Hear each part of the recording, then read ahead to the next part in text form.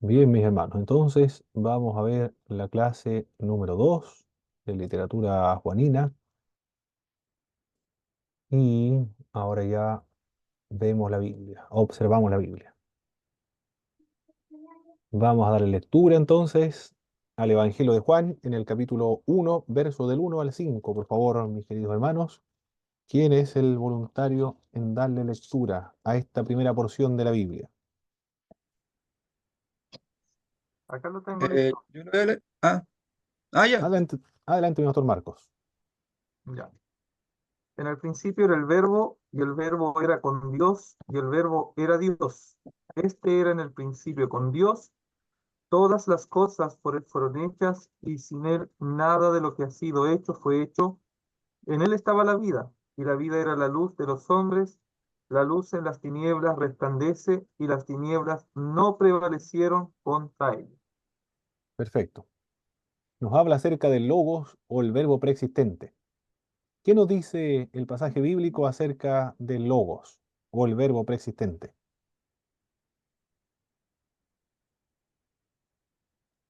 Era en el principio. Muy bien, era en el principio, era preexistente, muy bien, ¿qué más? Era con Dios o estaba con Dios. Perfecto, estaba con Dios y era Dios, excelente. Era el verbo que en la palabra, en, en griego el logos, se traduce como verbo en la Reina Valera 1960, pero yo creo que la otra, yo he visto las otras versiones, mis hermanos, lo traduce de otro modo, en versión actualizada de la Biblia. En la de 1909, yo creo que lo traduce igual. Voy a ver ahora 1909, que dice 1909 aquí. En el principio ¿De era el cuál verbo. versículo están hablando? Del uno, el uno. Otras versiones lo Claro, traducen unas como la versiones, palabra. claro, por ejemplo, la Reina Valera contemporánea y la Biblia de Jerusalén traducen palabras. Correcto, la palabra. Acá también la Biblia, esta Biblia, Dios llega al hombre, el Nuevo Testamento de nuestro Señor Jesucristo, versión popular. Sociedades Mm. Bíblicas Unidas. Esto es una Biblia, oye, esto lo compré en la feria de las Pulgas también, como a 1500 pesos más o menos, tapa dura, barata la Biblia, pero también lo traduce como palabra. Palabra, Claro, verbo, la Dios habló igual, traduce como palabra. ok, todas las versiones actualizadas de la Biblia como palabra entonces. Tiene logos, palabra, era preexistente, estaba con Dios, era Dios, no dice el pasaje. ¿Qué más nos dice el texto acerca de Jesucristo o del logos? Que todo fue hecho por Él. Entonces, Él es, no solamente Creador, estaba con Dios, creador. es el creador. Excelente. Es el creador de todas las cosas. Todas las cosas por Él fueron hechas, y sin Él nada de lo que ha sido hecho, hecho fue. Cristo es el creador de todas las cosas. Bueno, la palabra es el instrumento que Dios utilizó para crear, que ahora se está diciendo que la palabra es Jesucristo, el Logos. La palabra es la expresión de Dios, la palabra encarnada. No solamente Juan le atribuye esta obra o esta acción divina a Jesucristo, sino que también lo van a hacer otros autores como el Evangelio, perdón, el libro de Hebreos. También habla acerca de Cristo como el autor, el creador, el sustentador de todas las cosas, el resplandor de la gloria de Dios, la imagen misma de su sustancia. También le llama a Dios en los capítulos siguientes, en la introducción del libro de Hebreos. El apóstol Juan en el libro de Colosenses también dice que Cristo es el creador y el sustentador de todas las cosas. Recuerde que el Evangelio de Juan enfatiza la divinidad de Jesucristo. Aquí en el primer capítulo lo deja absolutamente claro. Era Dios, estaba con Dios, es el creador, es preexistente, pero también en el verso siguiente menciona más detalle acerca de Jesucristo. de este verbo preexistente, indicando o atribuyéndole características propias de la divinidad. ¿Qué más dice Juan acerca de Jesucristo? Dice que en él estaba la vida, y la vida era la luz de los hombres. En él estaba la vida, y la vida era la luz de los hombres. Entonces, ¿qué significa esto con respecto a Jesucristo? ¿Qué es Jesús de Nazaret? ¿O cuál es su acción divina?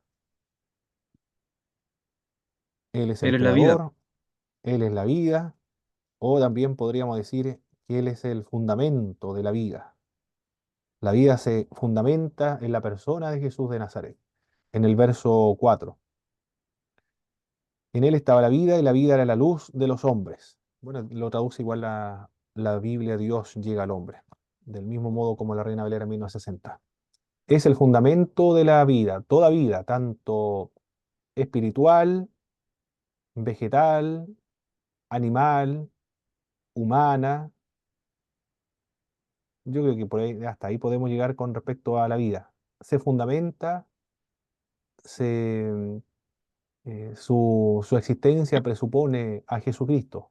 Es el fundamento, el presupuesto de toda vida, animal, vegetal, humana y espiritual. Todo se fundamenta en la persona de Jesús de Nazaret. No hay una planta, no hay un espíritu, un ángel, no hay una semilla que no germine sin la acción sustentadora de Jesucristo.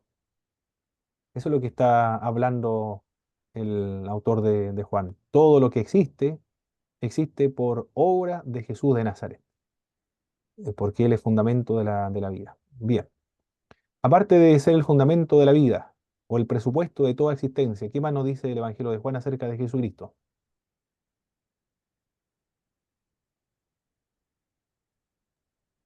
Es la luz de los hombres. Es la luz, perfecto, es la luz de los hombres. El, la luz de los hombres, y una luz o una iluminación general que le viene al hombre parece referirse a la luz de la conciencia, a la luz de la razón, pero en el contexto esta luz es espiritual, pues es la oposición a las tinieblas, que es símbolo de la ignorancia espiritual.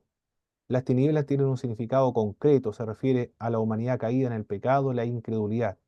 Por lo tanto, Él siendo la luz de los hombres, quiere decir que Él trae la verdad, trae la vida, la santidad, la, toda la inteligencia, la razón. Recuerde que el, el trasfondo filosófico y religioso del Evangelio de Juan se encuentra en el mundo griego, en la filosofía griega. Ellos hablaban acerca del logos, y el logos es la razón, el fundamento del pensamiento de los seres humanos.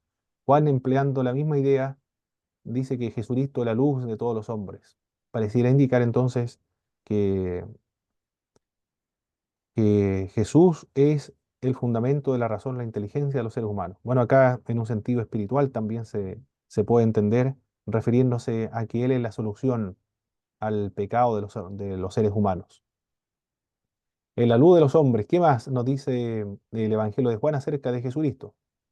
Estaba con Dios, es creador, es el fundamento de la vida, es la luz de los hombres.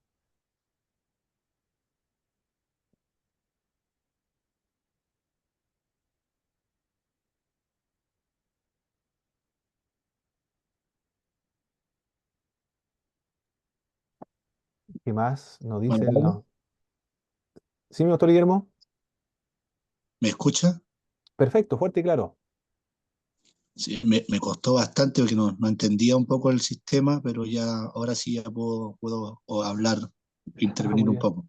Perfecto. El verso 5 dice, la luz en las tinieblas resplandece y las tinieblas no prevalecieron contra ella. Y yo estaba leyendo un poco el comentario que tiene la Biblia. Es una Biblia de estudio, herencia reformada. Dice, en él estaba la vida, quiere decir que él posee la vida de Dios, así que es el dador de la vida. Y posiblemente una referencia al Espíritu Santo. Después dice la luz, la verdad, la sabiduría que pone en evidencia el pecado y que lleva a una vida bendecida y justa. Y cuando se refiere a las tinieblas, dice, las tinieblas no prevalecieron contra ella. Este mundo malvado ni recibe la luz de Cristo, ni es capaz de vencer su luz. El verbo griego puede tener ambos significados. Eso es lo que comenta la Biblia de Herencia Reformada. Perfecto, mi doctor Guillermo. Muy bien. Muchas gracias por esos comentarios que enriquecen estos términos. Lo otro era la luz de los hombres, la luz inextinguible. La luz en las tinieblas resplandece, pero las tinieblas no pudieron dominarla. La Reina Valera 1960 dice, no pudieron prevalecer contra ella. Y las tinieblas no prevalecieron contra ella. Es la luz inextinguible. Claro, imposible. Cristo es la luz de todos los hombres. Las tinieblas eh, no la pueden extinguir. Cristo es llamado la palabra, saluda la palabra creadora de Dios, a su palabra reveladora, a su palabra salvadora, a su sabiduría divina. Heráclito de Éfeso, a fines del siglo VI antes de Jesucristo, comenzó a enseñar que el logos, la razón o la mente, que todo lo gobierna. Bueno, ya expliqué lo que era la luz de los hombres. Con respecto al testimonio de Juan el Bautista, recuerde que hay un problema también que quiere hacer frente el Evangelio de Juan, y es de este grupo sectario que son los seguidores de Juan el Bautista. Por lo tanto, ahora se entiende por qué el Evangelio de Juan habla en estos términos de Juan el Bautista. En el capítulo 1, versos 6 al 8, por favor, mis queridos hermanos, ¿quién más puede leer esa porción de la Escritura? A ver, yo la voy a leer, profe, en, en la Nueva Biblia de las Américas. Muy Dice, bien, del 6 al 8, dice, por favor. vino al mundo un hombre enviado por Dios cuyo nombre era Juan. Este vino como testigo para testificar de la luz, a fin de que todos creyeran por medio de él. No era él la luz, sino que vino para dar testimonio de la luz. ¿Qué nos dice el pasaje bíblico entonces acerca de Juan el Bautista? Que no era la luz, No era sino luz, que muy venía bien. a traer venía a traer la luz a los hombres, pero él no era la luz. Perfecto, muy bien. No era luz. Y antes de eso, antes de que señala que él no es la luz, antes de eso, ¿quién es? Un enviado Dice por Dios, que vino como, dice que vino como testigo. Y antes de eso, enviado de Dios. enviado. Y antes de enviado de Dios, es muy importante esto porque lo estamos comparando con Jesucristo que dice que Un estaba con hombre, Dios, era Dios. Muy bien. Entonces Juan el Bautista es un hombre nada más. Eso es lo que menciona Juan el Bautista. Aquí está mencionando como un contraste. Jesús, el Logos, es Dios, estaba con Dios, es creador, es el fundamento de la vida, es la luz de los hombres, la luz inextinguible. Por otra parte, si eventualmente existe una secta seguidora de Juan el Bautista, aquí el Evangelio de Juan se va a encargar de señalar la posición real de Juan el Bautista. Es simplemente un hombre, nada más. No lo podemos comparar con Jesucristo. Y él mismo lo menciona acá. Bien, es un hombre. Ahora sí, es un hombre que efectivamente ha sido enviado por Dios. Es un enviado de Dios nada más. En cambio, Jesucristo es Dios. Y su propósito en la vida era dar testimonio de, de la luz. Eso es el trabajo que lo desarrolló muy bien Juan el Bautista. Solamente eso. No Mi era la hermano luz, Pablo, sino para que diese testimonio acerca de la luz. ¿Sí, mi doctor Guillermo? cuando se habla de estos grupos, de esta secta, siempre las sectas tienen un iluminado. Y yo creo que al Exacto. ver a Juan, Juan no en ningún momento se consideró un líder, porque incluso cuando lo fueron a interrogar, él dijo claramente que él no era el Mesías, sino que venía alguien más poderoso que él en ese entonces, venía alguien más, es que ni siquiera él era digno de desatar su sandalia. O Exacto, sea, en ningún momento él quiso como llevar a un grupo o ser un iluminado. correcto, correcto, así es. Sí, eso es lo que menciona y lo que se esfuerza en mencionar o declarar el Evangelio de Juan y también lo mencionan los sinópticos. El, para, para ver si existió realmente esta secta, porque algunos señalan que existió. Entonces los evangelios y el Evangelio de Juan se encargó de evitar que siguieran catapultando, exaltando a esta figura histórica que había muerto en la época de Herodes. Esta luz que vino al mundo, la luz es una metáfora para describir la verdad, la vida, para describir la santidad. Las tinieblas es una metáfora para describir el pecado, la mentira, el engaño, o la muerte, el pecado. Esta luz que vino al mundo, en el verso siguiente, ahora tenemos que leer el verso del 9 al verso 13. ¿Quién más, por favor, mis queridos hermanos? Que no sea lo mismo que leyeron anteriormente. ¿Quién más podría Hermano leer? Gabo, Sí, verso 9 dice, aquella luz verdadera que alumbra a todo hombre venía a este mundo. En el mundo estaba y el mundo por él fue hecho, pero el mundo no le conoció. A lo suyo vino y los suyos no le recibieron, mas a todos los que le recibieron, a los que creen en su nombre, les dio potestad de ser hechos hijos de Dios, los cuales no son engendrados de sangre, ni de voluntad de carne, ni de voluntad de varón, sino de Dios.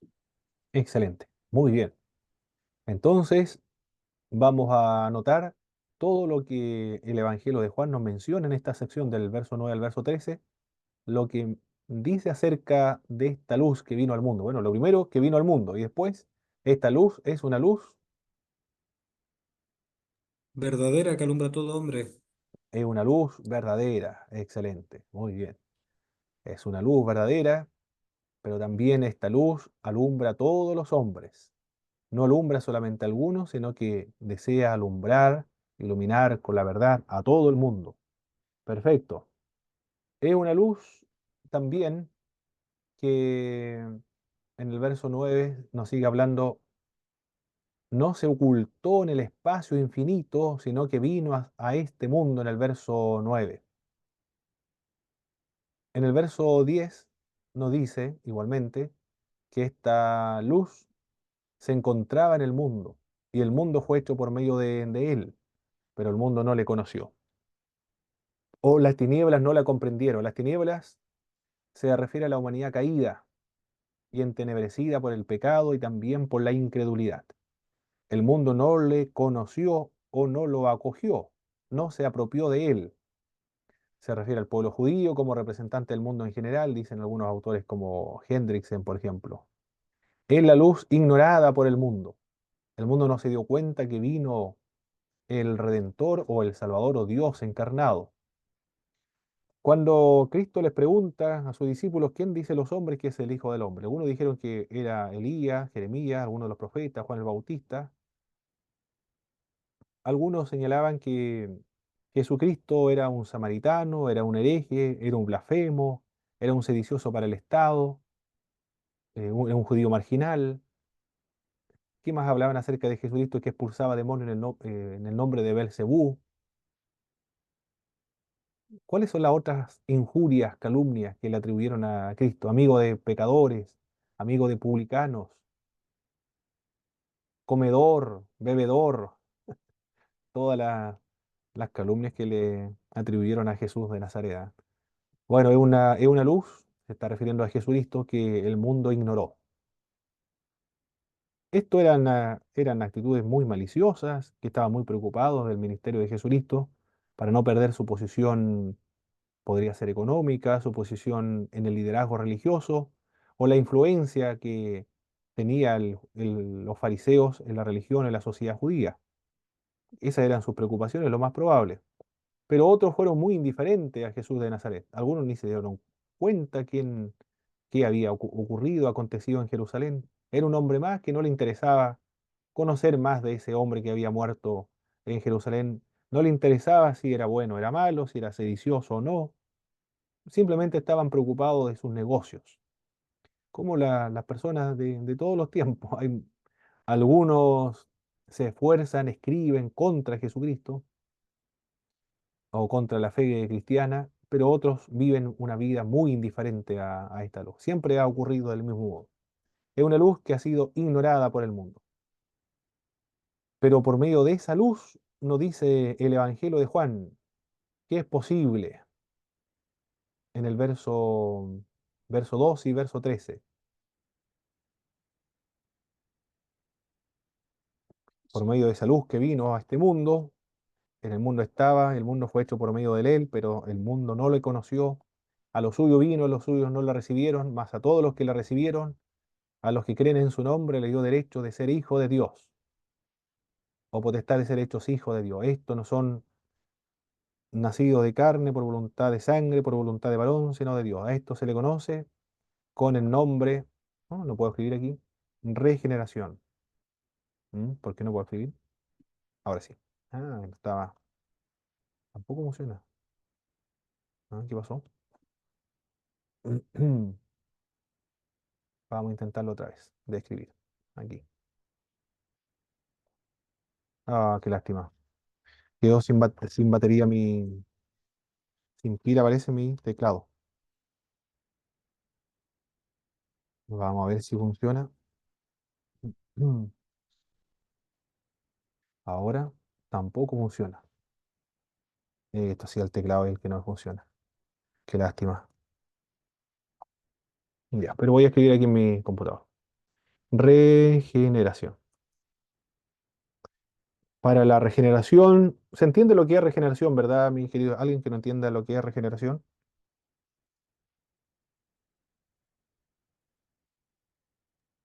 A ver, a grandes rasgos, ¿qué sería? Nuevo nacimiento. Nuevo nacimiento. A eso se refiere la regeneración, nuevo nacimiento. Para que se produzca esto, se requiere, se requiere dos, dos acciones. Mejor voy a escribir. Dos acciones. ¿Cuáles son estas dos acciones? La primera acción, quizás si lo cambio acá, no funcione. Vamos a ver. Se echó a perder esta otra cosa, no era el teclado. Ahora sí. Para que se produzca la regeneración o el nuevo nacimiento se requieren dos acciones. ¿Cuáles son estas dos acciones? La primera era, Recibirle. la primera es recibir y Creer. Creer. lo segundo, lo segundo es creer. Creer. Bueno, dos acciones. Entonces, llevando a cabo estas dos acciones, se puede experimentar un nuevo nacimiento. Eso es lo que nos dice el capítulo 1, verso 12. Esto lo menciono porque actualmente se está hablando acerca de una regeneración. No sé si ustedes han escuchado, mi hermano. Regeneración monergista. Si alguien lo ha escuchado, por favor, me comenta. Significa que solamente está la incidencia de Dios en cuanto a la salvación del hombre. Entonces el hombre no tiene eh, no tiene parte, su albedrío no tiene parte en esta parte, aquí en esta, no hay Exacto. cooperación humana, Correcto. Eso la es. salvación. Eso es la regeneración monergista. La regeneración monergista es lo que dice esto, lo voy a anotar aquí mejor entre paréntesis. Dios regenera para creer. Eso es. A eso se refiere la regeneración monergista. Dios regenera para creer. Y lo que estamos viendo acá, en el Juan 1:12, lo que vemos acá es que se cree para ser regenerado. Ya. Se cree para ser regenerado. Es el modelo bíblico de Juan capítulo 1, verso 12. ¿Y cómo sabemos que se refiere al nuevo nacimiento ahí, en Juan 1:12? Porque el verso 13 dice que estos no nacieron, los cuales no son engendrados de sangre, ni por voluntad de carne, ni por voluntad de varón, sino que son engendrados de parte de Dios. Se refiere al nuevo nacimiento. Bueno, esto es. Hermano Pablo, ¿Sí, mi pastor Guillermo? en la parte donde usted menciona la regeneración monergista, este concepto, ¿qué línea la está llevando dentro del cristianismo? Muy bien, buena pregunta. El calvinismo es el grupo que presenta la regeneración monergista. Y todos exactamente lo mismo. No hay ninguno, con excepción de algunos calvinistas, pastor Guillermo, el Spurgeon, Charles Spurgeon, era calvinista de la Iglesia Bautista Reformada, pero sin embargo esta doctrina no lo podía tolerar porque decía, ¿de qué me sirve a mí predicar y esforzarme en predicar el Evangelio si Dios el que regenera para creer? No me acuerdo qué más decía.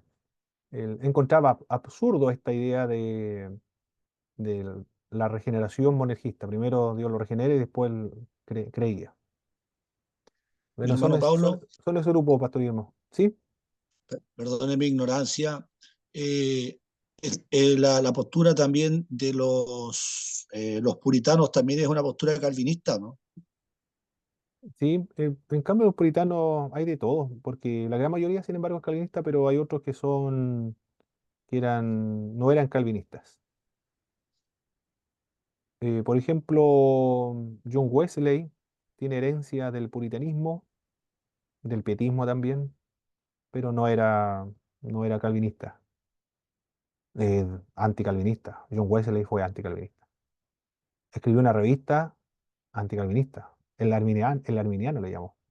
Algunos sí, la gran mayoría sí, otros no, en cuanto a los puritanos. Pero de él tenía Wesley influencias pietistas también. Por eso algunos dicen que lástima, estuvo tan cerca con los luteranos en el mundo del pietismo, se pudo haber quedado ahí siendo pietista. Bien, esto es en cuanto a esta doctrina que teníamos que mencionarla porque estamos con el Evangelio de Juan 1:12 y el verso 13. La luz entonces que por medio del cual nosotros llegamos a ser hijos de Dios. Para ser hijo de Dios, este hijo de Dios es un engendramiento espiritual por medio del Espíritu Santo, por medio de Dios, por medio de la fe, por medio del arrepentimiento, lo vamos a ver en más adelante. Es una limpieza del alma, es una resurrección del alma, gracias a la obra del Espíritu Santo que convence de pecado, juicio y justicia. La fe, recuerde que se enfatiza mucho ese aspecto en el Evangelio de Juan, lo vamos a encontrar una y otra vez. Y acá hay una de ellas. Ya, sigamos entonces. La encarnación de la palabra o del verbo, capítulo 1, verso 14 al verso 18, por favor, mis queridos hermanos o hermanas. La hermana, me dice, la está en el trabajo ahora, así que no puede leer. Otro hermano, Yo por lo leo, favor. profe. Ya adelante. El 14 al Del al 14 al 18. 18, por favor, hermano Boris. Ya dice, el Verbo se hizo carne y habitó entre nosotros y vimos su gloria, gloria como del unigénito del Padre, lleno de gracia y de verdad. Juan dio testimonio de él y clamó, este era del que yo decía, el que viene después de mí es antes de mí, porque primero que yo, pues, porque era primero que yo, pues de su plenitud todos hemos recibido y gracia sobre gracia. Porque la ley fue dada por medio de Moisés, la gracia y la verdad fueron hechas realidad por medio de Jesucristo. Nadie ha visto jamás a Dios, el unigénito Dios, que está en el seno del Padre, Él lo ha dado a conocer. Muy bien, muchas gracias, hermano Boris. ¿Qué dice el Evangelio de Juan entonces acerca del verbo o de la palabra o del logos?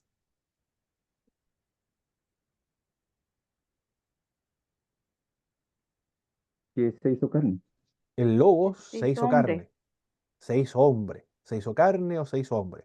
Adoptó nuestra naturaleza humana. Se conoce como la encarnación. ¿Por qué el Evangelio de Juan enfatiza la encarnación de Jesucristo? Porque hay un grupo de personas que son los gnósticos, los presgnósticos, que indican que Jesucristo no vino en carne, sino que vino solamente en forma espiritual, visible pero espiritual, pero no tenía sustancia, tenía peso, murió en apariencia, pero no murió realmente, no sangraba, no tampoco pudo haber muerto.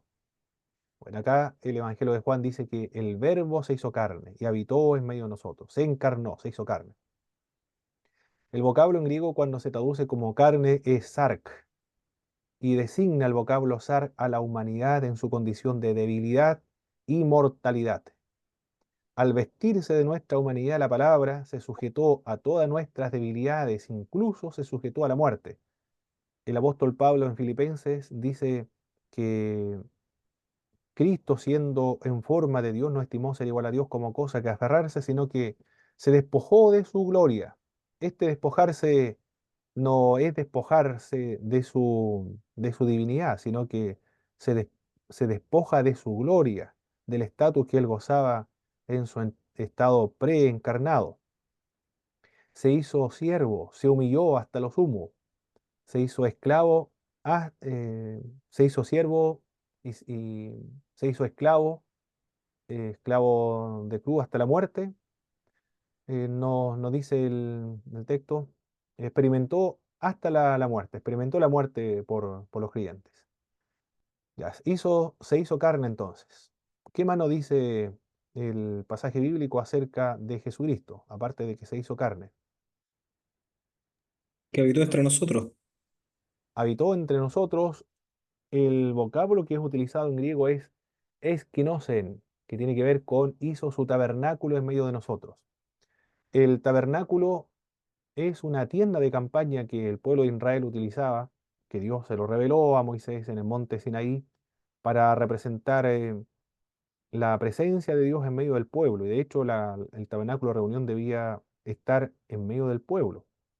Y alrededor se encontraban distribuidas o dispuestas las tribus según el orden que Dios le había asignado.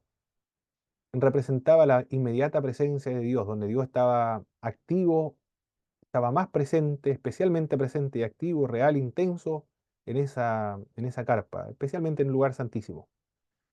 Después en el templo representaba el lugar donde Dios estaba especialmente presente. No quiere decir que Dios no estaba presente en otras partes, sino que especialmente estaba allí. La Biblia dice que cuando entra en una relación especial con un grupo de personas, se dice que Dios está presente especialmente allí. Intensa, de manera espiritual, no sé cómo decirlo, intensa, espiritual o eh, sí, más gloriosa, podríamos decir, a diferencia de en otras partes, porque todos nosotros vivimos, de hecho, en la presencia y en Dios. Hizo su tabernáculo en medio de nosotros, lo que quiere decir el Evangelio de Juan entonces, que el tabernáculo fue un tipo del Señor Jesucristo, una figura profética de Jesús de Nazaret. Así como Dios moraba de manera presente, activa, real, espiritual, de manera muy especial en el pueblo hebreo, ahora ha venido a morar de una manera especial en la persona de su Hijo Jesucristo. Hizo su tabernáculo en medio de nosotros. Se hizo carne sin dejar de ser lo que antes era, sin dejar de ser Dios. Bien, muy bien. Hizo su tabernáculo, se hizo carne, hizo su tabernáculo en medio de nosotros.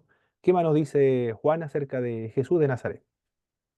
Hermano Pablo, Sí, esa parte doctor. es muy fuerte lo que acaba de decir, que lo estoy apuntando, que se me fue un poco la idea, cuando usted ¿Mm? menciona que el tabernáculo era un referente a Jesucristo. El tabernáculo simboliza o tipifica o es la figura profética del Señor Jesucristo, es un tipo de Cristo. Aquí lo voy a anotar. Gracias, hermano. Los que han tomado hermenéutica conocen lo que es el tipo, los tipos anteriores, pero si no han tomado homilética no importa, aquí vamos a recordar. Y si se olvidaron, lo recordamos. Tipo, es, es el tipo y el cumplimiento del tipo es el anti, antitipo. Aquí el tabernáculo, náculo. En cambio acá no encontramos con Cristo. El tipo es el tabernáculo que representa la morada, la presencia de Dios en medio del pueblo, y el antitipo, es decir, el cumplimiento del tipo, es en la persona del Señor Jesucristo. El tipo es una figura literaria exclusiva de las Sagradas Escrituras, empleada por el Espíritu de Dios para revelar, expresar, ilustrar de manera didáctica o pedagógica, profética, simbólica, una realidad espiritual futura. El tabernáculo representa entonces la acción de Dios en la persona de Jesús de Nazaret. ¿Y cómo sabemos distinguir un tipo de lo que no es un tipo, de lo que solamente es simbólico? Si el Nuevo Testamento lo menciona explícitamente, entonces podemos concluir que efectivamente es un tipo. Y como Juan menciona que Jesucristo hizo su tabernáculo en medio de nosotros, entonces concluimos que el tabernáculo es un tipo de Jesús de Nazaret. Aunque no lo expresa bien, la Reina Valera dice, habitó en medio de nosotros nada más.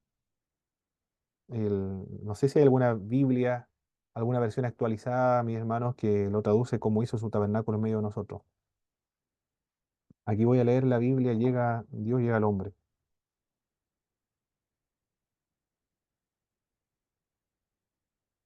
Y aquel que es la palabra se hizo hombre y vivió entre nosotros. Vivió entre nosotros nada más, dice esta Biblia. Pero se pierde la idea cuando se traduce y vivió entre nosotros, habitó entre nosotros, e hizo su tabernáculo en medio de nosotros. Es mucho más significativo cuando se emplea el término hizo su tabernáculo en medio de nosotros. ¿Qué más nos dice Juan acerca de Jesucristo, el verbo o la palabra? Aparte de que se hizo carne, habitó en medio de nosotros, hizo su tabernáculo en medio de nosotros.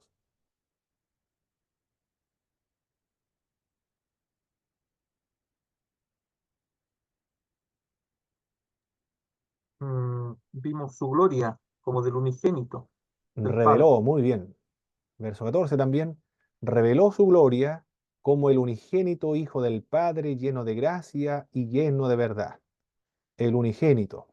Se emplea el término unigénito porque Dios tiene un solo hijo, un único hijo. A diferencia de los ángeles, que también por ser creación se dice hijo de Dios, o también se refiere a los representantes de Dios, el pueblo de Israel en un sentido colectivo. Los seres humanos también se dicen que son hijos de Dios, pero hay una diferencia acá, una diferencia entre los hijos de Dios con el Señor Jesucristo. Cristo es hijo, Jesús es hijo por naturaleza. En cambio, los ángeles, los ángeles, bueno, los ángeles son hijos por creación, son hijos de Dios por creación. ¿Qué más? Los reyes, podríamos decir, o los jueces, rey o juez, en un sentido representa, representativo. Y los creyentes también son hijos, pero en forma adoptivo, adoptivo. Cristo es el unigénito Hijo de Dios, porque comparte una relación con el Padre que no es compartida absolutamente por nadie en la creación o por nadie en el universo, porque está en el misterio, en la intimidad, lo más profundo de Dios. ¿Qué más nos menciona acerca de del logo, la palabra? Tuvo como testigo a Juan el Bautista, lo menciona nuevamente el verso 15, y Cristo en el verso 15, ¿qué más dice? Nos dice acerca de Jesucristo.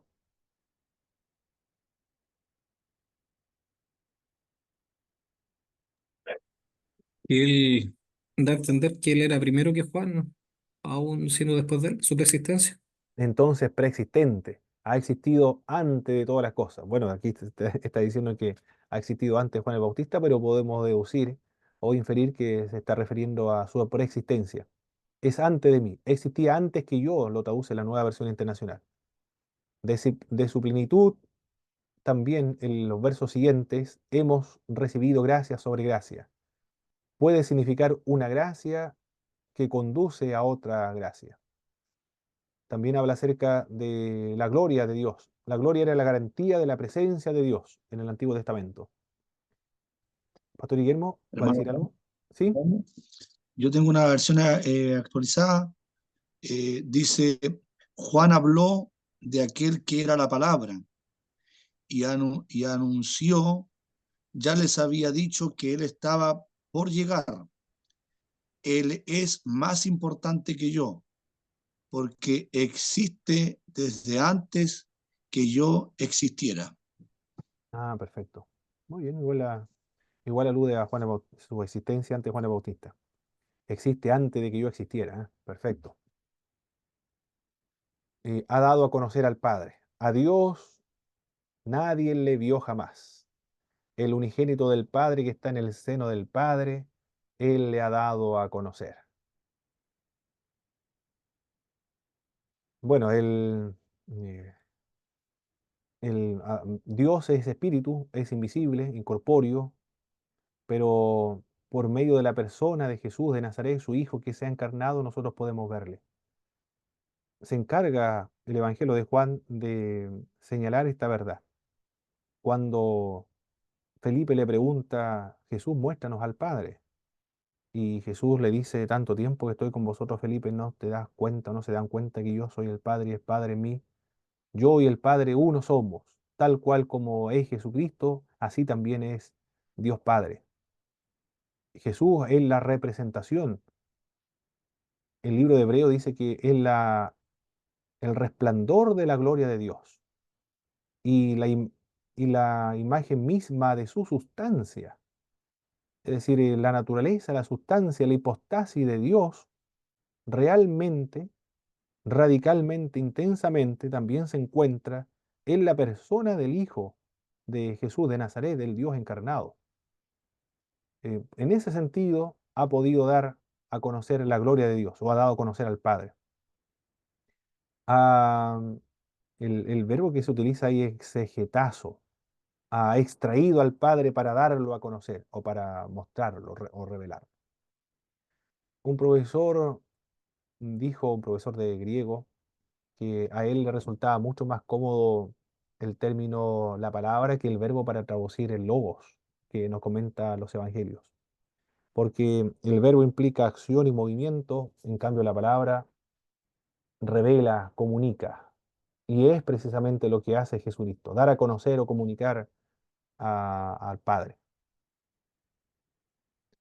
El- Esto en el orden en que está escrito, exegetazo es el vocablo que se utiliza para referirse que Él ha revelado al Padre.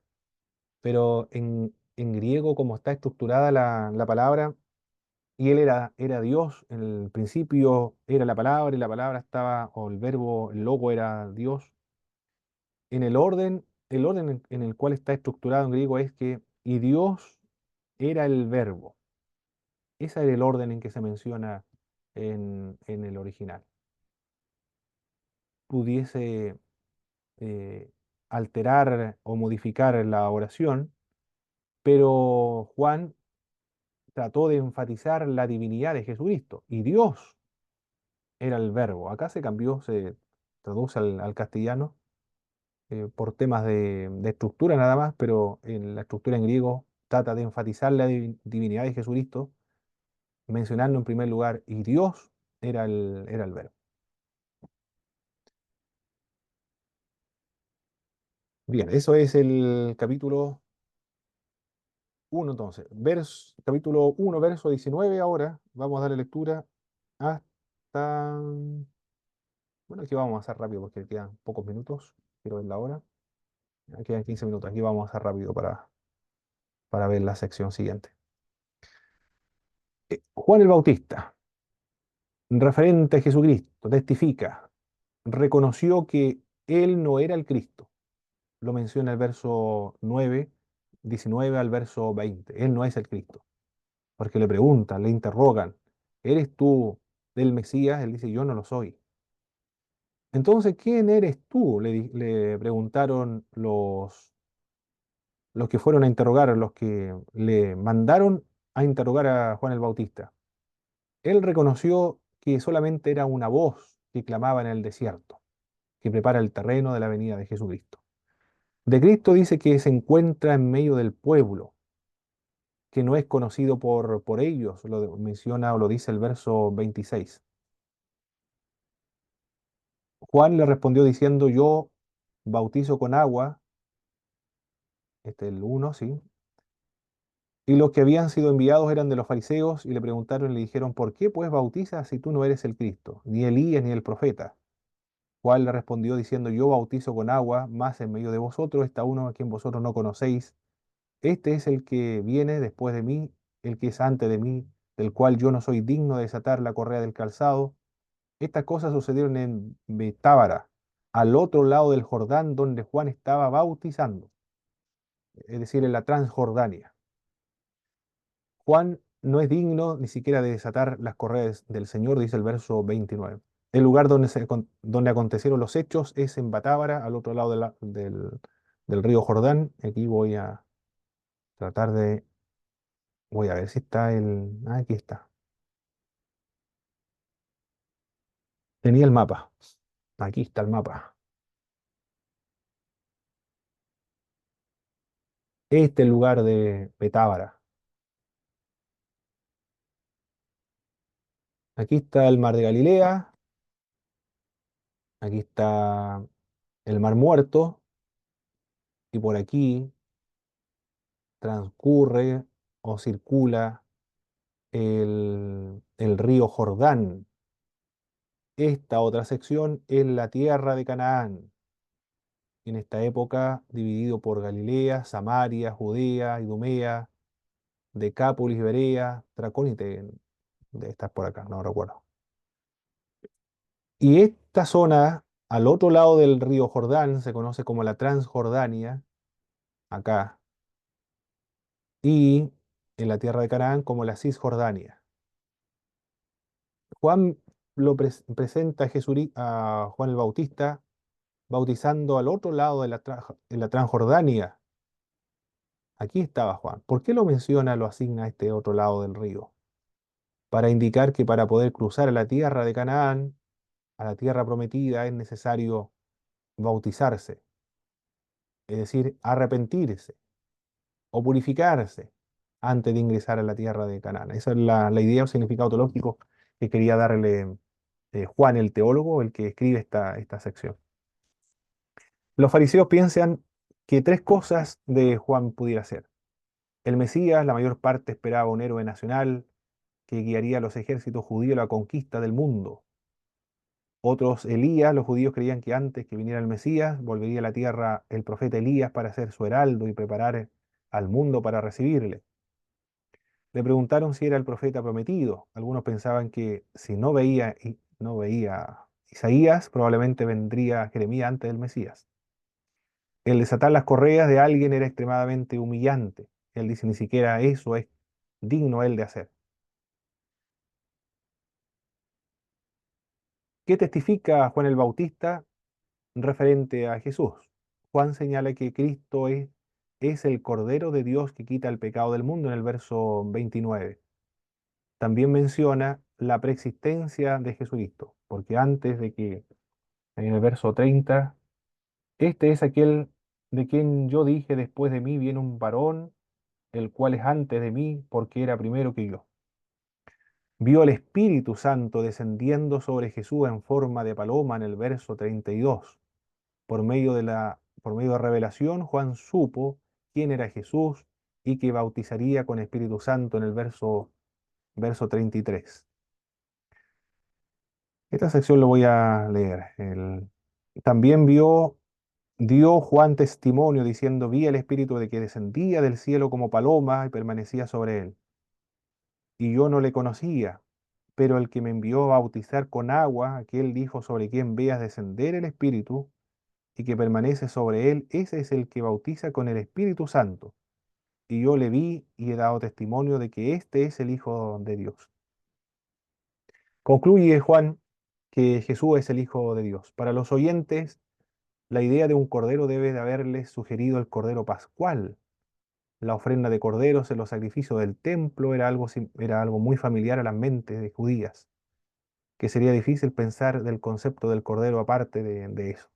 No, no, no pensaron más de eso los judíos cuando escucharon, he aquí el Cordero de Dios que quita el pecado del mundo. Ahí nos encontramos frente a otro tipo o a otra figura profética. Cristo es el Cordero Pascual. Y Juan lo asigna así, en la hora en que está en la crucifixión, colgando del madero, en esa misma hora se están ofreciendo los corderos pascuales en el templo. ¿Qué más vemos acá en el capítulo 1 todavía? Nos encontramos verso del 35 al verso 51. 35 al verso 51. Ay, ¿cuánto tenemos aquí? Ya no tenemos muchos minutos. Los dos discípulos de Juan el Bautista, Juan era uno, Andrés es el otro, siguieron a Jesús, se presentaron a Jesús, presentaron a su hermano, a Pedro, y también eh, a- lo presentaron al Señor, verso 35 al 42 es este. El siguiente día otra vez estaba Juan y dos de sus discípulos mirando a Jesús que andaba por allí. Dijo, he aquí el Cordero de Dios. Le oyeron hablar los dos discípulos y siguieron a Jesús. Y volviéndose Jesús y viendo que le seguía, le dijo, ¿qué buscáis? Ellos le dijeron, Rabí, que traducido es maestro. ¿Dónde moras? Le dijo, venid y ved. Fueron y vieron dónde moraba y se quedaron con él en aquel día porque era como la hora décima. Andrés, hermano de Simón Pedro, era uno de los dos que habían oído a Juan y habían seguido a Jesús. Este halló primero a su hermano Simón y le dijo, hemos hallado al Mesías, que traducido es el Cristo, y le trajo a Jesús. Y mirándole Jesús dijo, tú eres Simón, hijo de Jonás, tú serás llamado Cefas, que quiere decir Pedro. Bueno, ahí estamos encontrando los primeros discípulos de Jesús de Nazaret que vienen de Juan el Bautista. Aquí vemos acá Felipe, era de Betsaida, ciudad de Andrés y Pedro, testifica acerca de Cristo a su amigo Natanael. Natanael invita a comprobar por sí mismo quién era Jesús. Natanael menosprecia la ciudad de origen de Jesús. De Nazaret podrá salir algo bueno. Era un hombre honesto, reconoció por sí mismo quién era Jesús.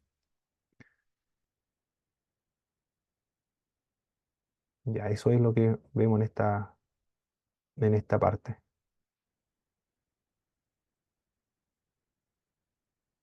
Ya estamos en la hora.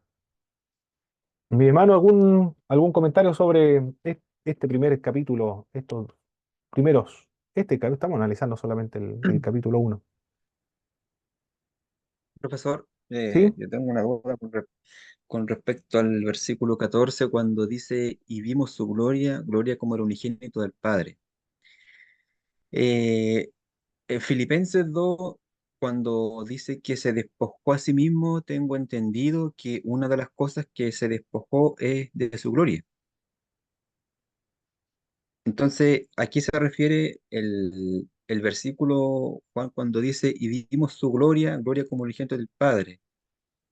Si se despojó de su gloria, entonces, ¿cómo dicen los apóstoles que vivieron su gloria? Si supuestamente se despojó.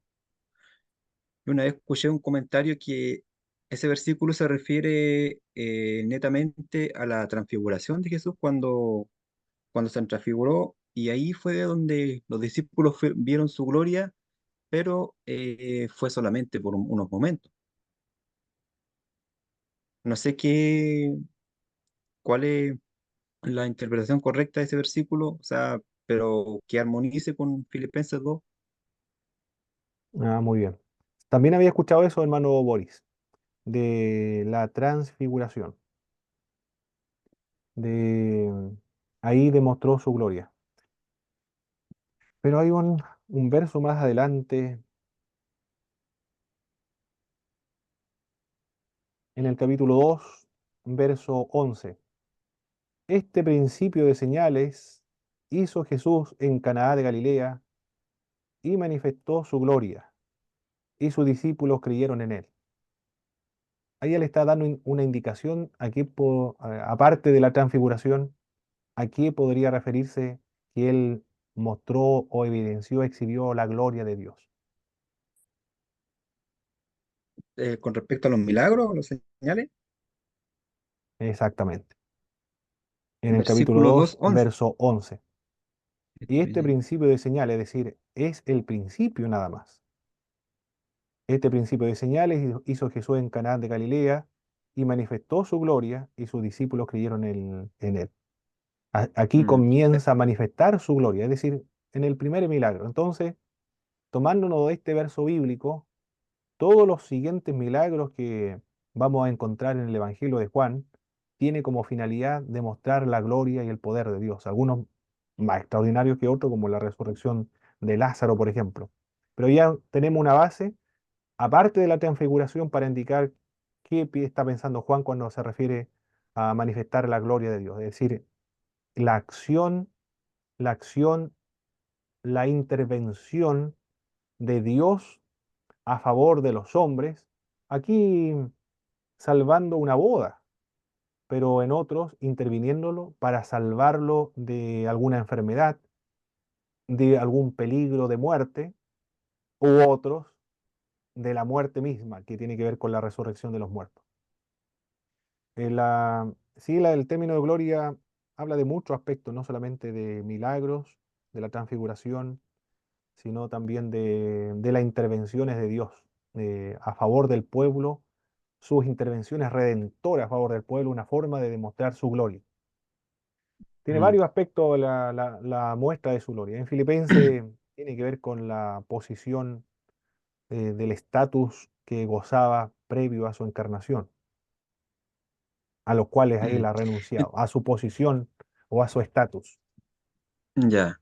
Entonces, en Filipenses 2, cuando dice que se despojó de sí mismo, Jesús, ¿de qué se despojó en sí, no es cierto? Aparte de su estatus, como dice usted. A ver, tendríamos que verlo. Veamos Filipenses, a ver. Filipenses, Filipenses, de la gloria que capítulo tiene con 2, Dios. verso 4.